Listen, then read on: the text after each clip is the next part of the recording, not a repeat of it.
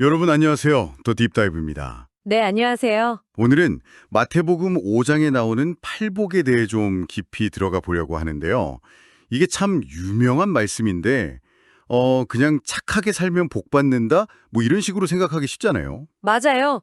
그렇게 단순하게 이해하기에는 담긴 뜻이 워낙 깊죠. 네, 그래서 오늘은 미국 힐링 커뮤니티 교회에서 많은 분들께 큰 영감을 주셨던 그 손동원 박사님의 신학 연구를 좀 바탕으로 이야기해 보려고 해요. 이 분석을 통해서 뭐랄까 삶의 방향을 새로 찾으신 분들이 많다고 하더라고요. 네, 손동원 박사님께서 팔복을 5가지 핵심적인 통찰, 도그마로 나누어 설명하셨는데 그 분석이 아주 탁월합니다. 그래서 저희는 오늘 그 5가지 통찰을 따라가면서 팔복의 진짜 의미, 특히 이게 왜 세상의 생각과는 다른 그 역설적인 진리인지 한번 파헤쳐 보려고 합니다. 좋습니다. 그럼 시작해 볼까요? 네, 첫 번째 복부터 시작하죠. 심령이 가난한 자는 복이 있나니 천국이 그들의 것이며 이게 손동원 박사님 분석의 첫 번째 핵심 가르침이죠. 네, 맞습니다. 영적 가난의 의미, 이게 팔복의 시작이니까요. 근데 심령이 가난하다. 이게 우리가 보통 생각하는 뭐 겸손하다 이런 거랑은 좀 다른 개념이라고요? 그냥 내가 좀 부족하다 인정하는 정도가 아니라면서요? 네, 훨씬 더 깊은 의미예요. 예를 들어 A.W. 토저 같은 분은 이 심령이 가난함을 하나님 앞에서 나의 완전한 무능력, 그러니까 영적인 파산 상태를 인정하는 거라고 봤어요. 영적인 파산 상태요? 네, 내 힘으로는 정말 아무것도 할 수 없구나 하는 철저한 깨달음이죠. 근데 놀라운 건 바로 그 상태에서 천국, 즉 하나님의 다스림을 경험하게 된다는 거예요. 와, 영적으로 파산했는데 천국을 소유한다니 진짜 역설적이네요. 혹시 원어를 보면 이 의미가 더 선명해질까요? 그럼요. 여기서 가난한으로 번역된 헬라어 단어가 프토코스인데요. 프토코스? 네, 이게 그냥 뭐 돈이 좀 없다 이런 수준이 아니고요. 완전히 파산해서 다른 사람 도움이 없이는 살 수 없는 상태. 거의 국어라는 사람을 뜻해요. 아, 국어라는 사람이요? 그 정도로 절박한 상태군요. 그렇죠. 경제적인 빈곤을 넘어서 그야말로 전적인 의존 상태를 말하는 겁니다. 그러니까 내 힘이 아니라 오직 하나님의 은혜에만 기댈 수밖에 없는 사람. 바로 그 사람이 하나님의 다스림, 천국, 바슬레아를 이미 여기서 경험하고 소유한다는 뜻이죠. 아, 그러니까 나는 정말 아무것도 아닙니다. 하나님만이 전부이십니다. 이렇게 고백하는 그 상태군요. 성경 인물 중에 이런 모습이 잘 드러난 예가 있을까요? 삭개오가 좋은 예가 될 수 있겠네요. 그는 부자였잖아요. 근데 예수님을 만나고 싶어하는 그 마음이 엄청 강했어요. 맞아요. 키 작다고 나무 위에도 올라가고 그랬죠. 네. 사람들이 막 비난하는데도 그럴 정도로 간절했죠. 그 마음이 바로 영적인 갈급함, 심령의 가난을 보여주는 거예요. 결국 예수님 만나고 나서 자기 재산 나누고 잘못한 거 갚겠다고 선언하잖아요. 자신의 상태를 솔직하게 인정하는 거죠. 그렇군요. 자신의 부나 지위가 아니라 오직 예수님만이 필요하다는 고백이었네요. 네, 그리고 손동원 박사님의 분석은 이걸 시편 51편에 나오는 다윗의 상한 심령과도 연결해요. 다윗이 죄를 짓고 나서 하나님 앞에 완전히 깨지고 부서진 마음으로 나아갔을 때 하나님께서 그걸 받으셨다는 거죠. 아, 그 상한 심령, 하나님이 원하시는 제사라고 있죠? 맞아요. 그게 진짜 제사라는 거죠. 히브리어로는 인이나라는 단어도 있는데 이것도 가난한 자, 억눌린 자를 뜻하면서 구약에서는 고통 속에서 오직 하나님만 의지하는 사람들을 가리킬 때 쓰였어요. 결국 내 한계를 인정하고 하나님께 완전히 기댈 때 그때 비로소 그분의 다스림이 내 삶에 임한다는 거죠. 정말 내 빈 그릇을 깨달아야만 하나님의 은혜로 채워질 수 있다는 거군요. 깊은 의미네요. 자, 그럼 두 번째 복으로 넘어가 볼까요? 애통하는 자는 복이 있나니 그들이 위로를 받을 것이며. 아니, 슬퍼하는 게 어떻게 복이 될 수 있냐는 거죠. 이것도 참 이상하게 들려요. 그렇죠. 보통 세상에서는 슬픔은 피해야 할 감정으로 여기는데 예수님은 오히려 슬퍼하는 자가 복이 있다고 하시니까요. 근데 여기서 중요한 건 이게 어떤 종류의 슬픔이냐 하는 거예요. 아, 슬픔에도 종류가 있다. 네, C.S. 루이스 같은 분은 이 애통이 그냥 뭐 내 개인적인 불행이나 우울감 때문에 슬퍼하는 게 아니라고 봤어요. 그보다는 자신의 죄, 그리고 이 세상의 불이 깨어진 질서에 대해서 거룩하게 슬퍼하는 것이라고 설명했죠. 거룩한 슬픔이요? 그건 좀 어떤 의미일까요? 네, 헬라어 원어를 보면 애통하느니 펜손테스인데요.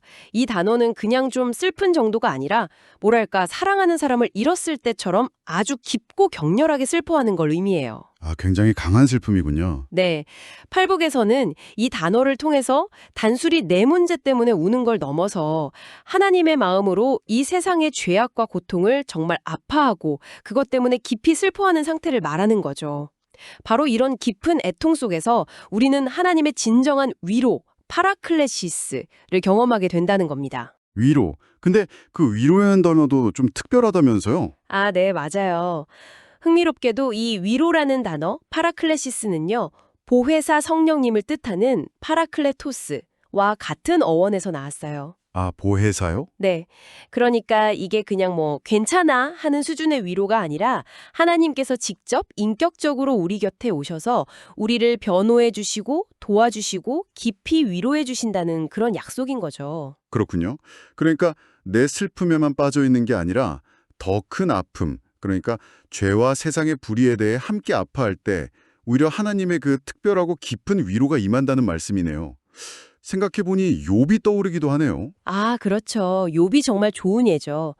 욥은 정말 말도 안 되는 고통 속에서 깊이 슬퍼했지만 그 가운데서도 하나님을 향한 질문을 포기하지 않았잖아요. 맞아요. 그건 그냥 절망이 아니었죠. 네, 하나님과의 씨름이었죠. 그리고 결국 그는 하나님의 더 깊은 위로와 회복을 경험하게 되잖아요. 이런 것처럼 팔복에서 말하는 위로는 단순한 감정적인 위안을 넘어서는 거예요. 하나님과의 관계가 회복되고 또 요한계시록에서 약속된 것처럼 모든 눈물이 닦이는 그런 궁극적인 소망과 연결되는 거죠. 죄와 불의에 대한 아픔을 외면하지 않을 때 역설적으로 참된 소망과 위로를 얻게 된다. 네, 알겠습니다. 자, 그럼 세 번째 복입니다. 온유한 자는 복이 있나니 그들이 땅을 기업으로 받을 것이며. 여기서 온유하면 보통 좀 나약하거나 소극적인 모습 이런 걸 떠올리기 쉬운데 실제 의미는 좀 다르다고요? 네, 아주 중요한 지적이세요. 이게 정말 많이 오해되는 부분인데 디트리히 보네퍼 같은 신학자는 온유한 사람을 약한 사람이 아니라 오히려 성령에 의해서 잘 길들여진 강한 사람이라고 표현했어요. 성령에 의해 길들여진 강한 사람이요. 네, 그러니까 자신의 권리나 힘을 함부로 막 휘두르지 않고 하나님의 뜻에 따라서 자신을 잘 통제할 줄 아는 그런 내적인 힘을 가진 상태라는 거죠. 힘이 있지만 그걸 함부로 쓰지 않는 상태. 흥미롭네요. 원어의 의미도 그런 뜻을 담고 있나요? 그리고 땅을 기업으로 받는다는 건 도대체 무슨 뜻일까요? 설마 부동산 부자 된다는 건 아니겠죠? 웃음. 네, 그건 아니고요. 온유한으로 번역된 헬라어 프라에이스가 원래 그런 의미를 가져요. 뭐랄까 아주 힘센 야생마가 잘 훈련받아서 주인의 통제 아래에 있는 상태. 그런 걸 묘사할 때 쓰던 단어거든요. 아, 길들여진 야생마요. 네, 그러니까 자신의 감정이나 힘을 그냥 내버려 두는 게 아니라 하나님의 뜻에 맞게 잘 조절하고 사용할 줄 아는 아주 능동적인 덕목인 거죠. 나약함과는 거리가 멀어요. 그리고 땅을 기업으로 받는다. 클레로노메이슈신는 말씀은 구약에서 이스라엘 백성이 약속의 땅 가나안을 상속받는 개념과 연결해서 이해해야 해요. 아, 약속의 땅? 네. 단순히 이 세상의 어떤 땅이나 재산을 얻는다는 의미를 넘어서서요. 하나님의 다스림이 온전히 이루어지는 하나님 나라 자체를 상속받고 그 통치에 참여하게 되는 그런 영적인 복을 의미하는 겁니다. 와, 그러니까 내 힘을 막 내세우는 게 아니라 오히려 하나님의 뜻 아래 둘 때 하나님 나라라는 훨씬 더 큰 유산을 받게 된다는 거군요. 성경 인물 중에는 누가 이런 온유함에 좋은 예가 될까요? 모세를 들 수 있겠네요. 성경이 모세를 지면의 모든 사람보다 온유함이 승하다 이렇게 평가하잖아요. 네, 민수기에 나오죠. 을 이끌고 하나님의 약속을 성취하게 한 강력한 리더십의 원천이었던 거죠. 리더십의 원천이 온유함이었다. 놀랍네요. 네. 선동원 박사님의 분석도 이걸 시편 37편 11절 말씀 온유한 자들은 땅을 차지하며 풍성한 화평으로 즐거워하리로다. 이 말씀과 연결해서 당장은 좀 손해보는 것 같고 답답해 보여도 궁극적으로는 하나님의 통치 아래 있는 모든 것을 상속받게 된다는 약속을 해석합니다. 여기서 땅은 결국 하나님의 주권이 실현되는 영역, 즉 하나님 나라 전체를 상징한다고 볼 수 있는 거죠. 히브리어 와나, 아나구 역시 자신을 낮추고 하나님을 의지하는 겸손한 자를 의미하고요. 온유함이 나약함이 아니라 오히려 하나님 나라를 상속받는 강함이다. 정말 세상의 가치관과는 완전히 다른 시각이네요. 자, 그럼 이제 네 번째 복으로 가보겠습니다. 의에 줄이고 목마른 자는 복이 있나니 그들이 배부를 것이며, 여기서 말하는 의는 정확히 뭘까요? 그리고 어떻게 줄이고 목마르다는 걸까요? 네, 여기서 디카이오신에는요, 단순히 내가 좀 도덕적으로 착해지거나 올바르게 사는 것, 그걸 넘어서는 개념이에요. D.A. 카슨 같은 학자는 이걸 두 가지 측면으로 보는데요.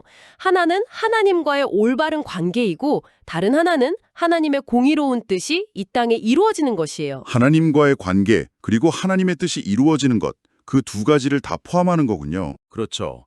그러니까 개인적인 경건함뿐만 아니라 사회적인 정의, 그러니까 하나님의 뜻이 이 땅에 온전히 실현되기를 정말 간절하게 갈망하는 상태.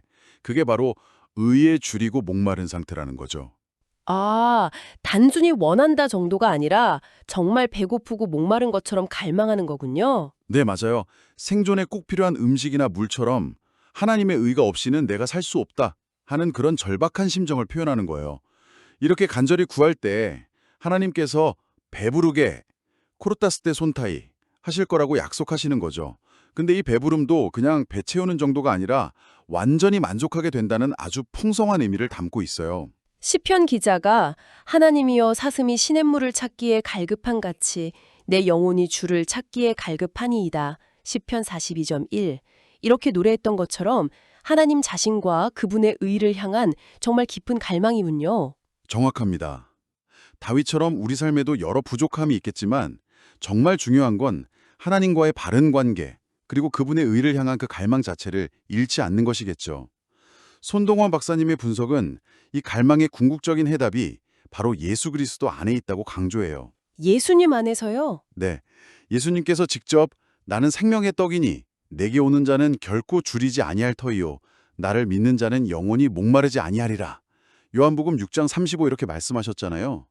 우리의 가장 깊은 영적인 갈증은 오직 예수님을 통해서만 완전히 해소될 수 있다는 거죠. 히브리어 깨데츠, 체데크 역시 개인적인 의로움과 사회적 공의 모두를 포함하는 아주 중요한 개념이고요. 하나님의 의를 향한 그 목마름, 그리고 그 갈증을 채우시는 분이 바로 예수님이라는 연결고리. 네, 잘하겠습니다. 자, 이제 다섯 번째 복으로 가볼까요? 긍휼히 여기는 자는 복이 있나니 그들이 긍휼히 여김을 받을 것이며, 이건 앞의 복들보다는 좀 더 이해하기 쉬운 것 같기도 한데요. 다른 사람을 불쌍히 여기면 나도 불쌍히 여김을 받는다는 거 맞죠? 네, 표면적으로 보면 그렇죠. 그런데 팀 젤러 목사님 같은 분은 이 긍휼이 단순히 감정적으로 저 사람 불쌍하다 이런 동정심 이상이라고 지적해요. 동정심 이상이다? 그럼 뭐죠? 이게 사실은 내가 먼저 하나님께로부터 얼마나 엄청난 긍휼과 용서를 받았는지를 경험했기 때문에 거기서부터 자연스럽게 흘러나오는 결과라는 거예요. 내가 얼마나 큰 죄인이었고 또 얼마나 큰 용서가 필요한 존재였는지를 깊이 깨달을 때 비로소 다른 사람의 잘못이나 연약함을 진심으로 불쌍히 여기고 용서할 수 있게 된다는 거죠. 그러니까 순서가 중요하군요. 내가 먼저 긍휼을 받았다는 사실을 아는 게 전제 조건이 되어야 한다는 말씀이시네요. 그렇습니다. 긍휼히 여기는 엘레이모네스이라는 헬라어 단어 자체가요. 그냥 마음으로만 불쌍히 여기는 걸 넘어서요. 상대방의 고통을 정말 내 것처럼 느끼고 그래서 적극적으로 돕는 행동까지 포함하는 단어예요. 행동까지 포함한다고요? 네, 이렇게 우리가 다른 사람에게 구체적인 행동으로 긍휼을 베풀 때 하나님께서도 우리를 긍휼히 여기실 것, 엘레이 헤데손타이라고 약속하시는 거죠. 근데 이게 내가 긍휼을 베풀었으니까 하나님도 나한테 긍휼을 주셔야 한다는 식의 거래는 아니고요. 네네. 오히려 긍휼을 베푸는 그 마음 자체가 이미 내가 하나님의 긍휼을 경험했다는 증거이고 하나님은 바로 그런 마음을 기뻐하시고 더 큰 긍휼로 응답하신다는 의미로 이해하는 게 더 정확할 것 같아요. 성경에 나오는 선한 사마리아인 이야기가 딱 떠오르네요. 그냥 보고 불쌍하다고 지나친 게 아니라 자기 것을 희생하면서까지 직접 도왔잖아요. 정확합니다. 그 사마리아인의 행동이 바로 이 적극적인 긍휼의 정말 좋은 예시죠. 손동원 박사님의 분석은 이걸 또 마태복음 18장에 나오는 용서하지 않는 종의 비유와 연결해서 설명하기도 해요. 그 만달란트 빚진 종 이야기요? 네. 엄청난 비를 탕감받고도 자기한테 고작 100데나리온 빚진 동료를 용서하지 못했던 그 종의 모습, 그게 우리가 받은 하나님의 그 큰 긍휼을 잊어버리면 얼마나 인색해질 수 있는지를 보여주는 거잖아요. 긍휼은 내가 받은 은혜에 대한 당연한 반응이어야 한다는 거죠.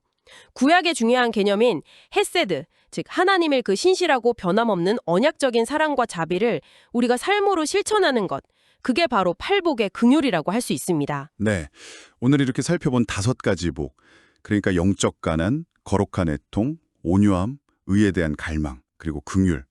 들어보니까 정말 하나같이 세상의 성공 공식과는 정반대의 길을 보여주는 것 같아요.